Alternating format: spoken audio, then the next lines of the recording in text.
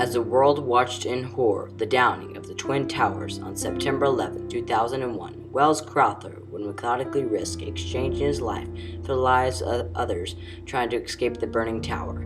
This encounter would cost him his life, as our nation continues to explore ways to keep the U.S. free from terror and explore the causes and events that led to this disaster. This young American hero, known as the Man in the Red Bandana, reminds us of the sacrifices made by many of our fellow Americans.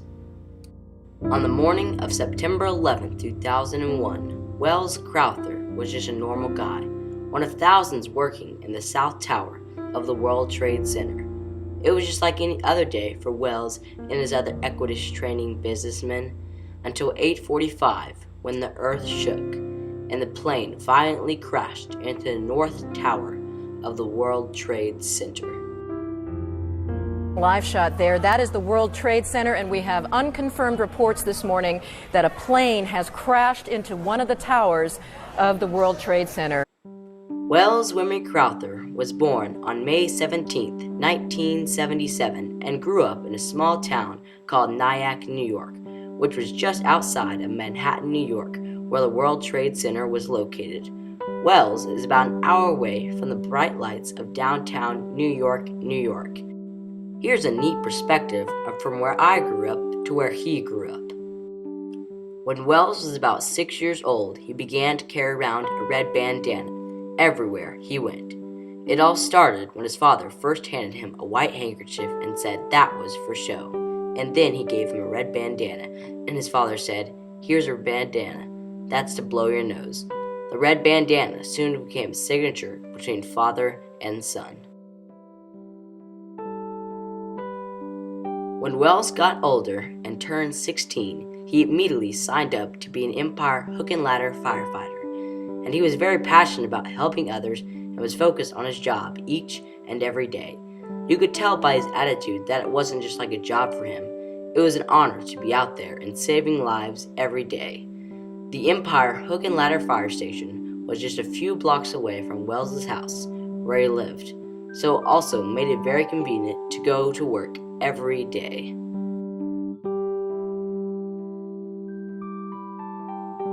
By 1999, after Welles graduated from Nyack High School, he decided to move to Manhattan, New York, where he then accepted a job as an equities trader for the company Sandler O'Neill. Crowther worked on the 104th floor of the World Trade Center's South Tower.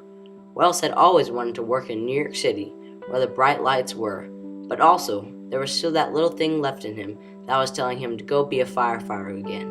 He called his dad one day and said, "I think I want to be a New York City firefighter.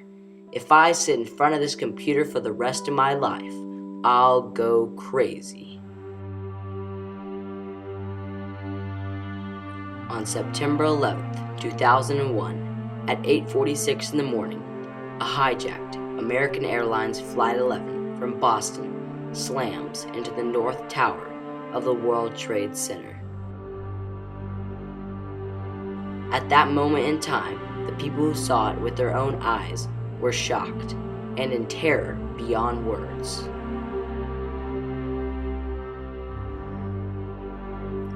The world had changed, just like that.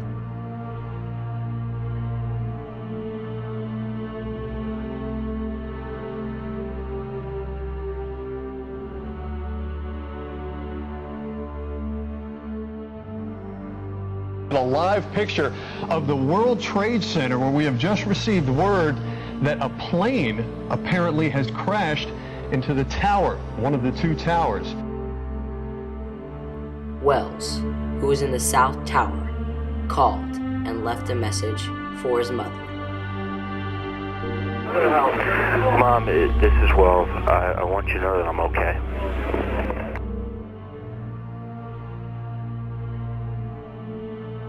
And he was right. He was okay. But boy, did he ever know what was to come.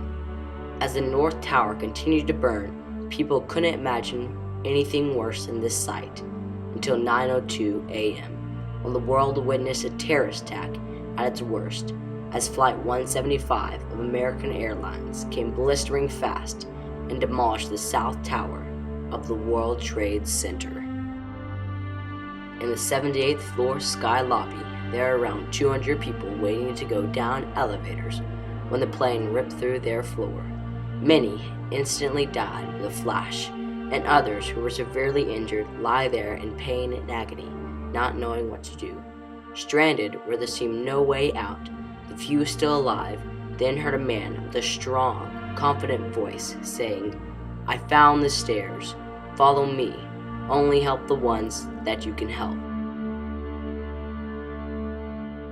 The few people got up courageously and followed the man. The man then led them down 17 floors to the 61st floor, where they found firefighters who were there to lead them down to working elevators. After that, when it seemed the man who helped them could reach safety, he went back up the 17 flights of stairs and found more people in the lobby, whom he led just like others to safety. The people didn't know who he was, where he was from, or what his name was, but all they could tell was that he wore a red bandana around his mouth to cover from the smoke and burning flames. As the man in the red bandana went back up to help more, the South Tower collapsed.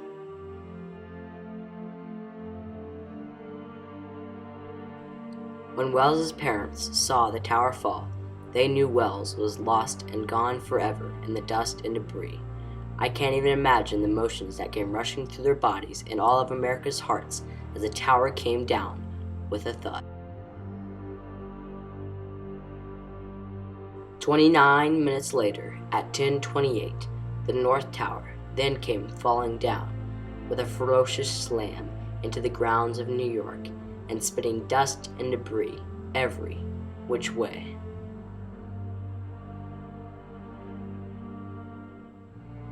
Leaving the city in a black smoke of dust.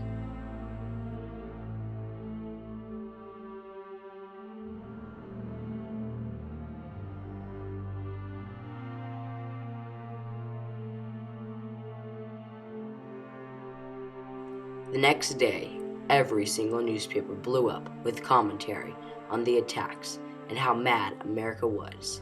Had captions like "America's Darkest Days," "Terrorists Attack New York," "It's War," and the biggest question of all, who did this?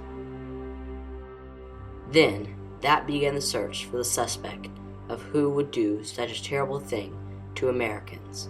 Later, they found out the attacks on 9/11 was led by Osama bin Laden and 19 other men who were most from Saudi Arabia.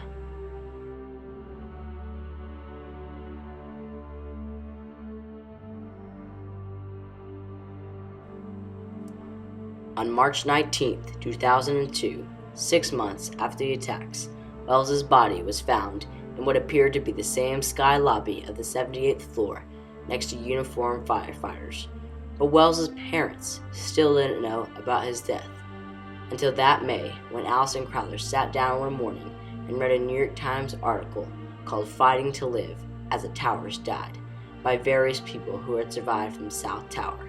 In one section, Judy Ween talked about a mysterious man with his mouth covered with a red bandana. Instantly, Welles Crowther knew she had found Welles.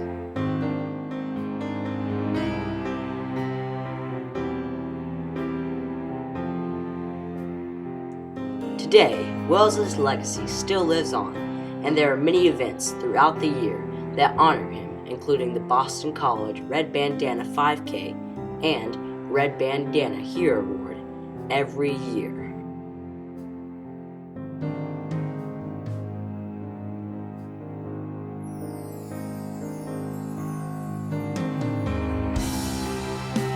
Welles Crowther, you will always be remembered for your brave heroism on 9/11.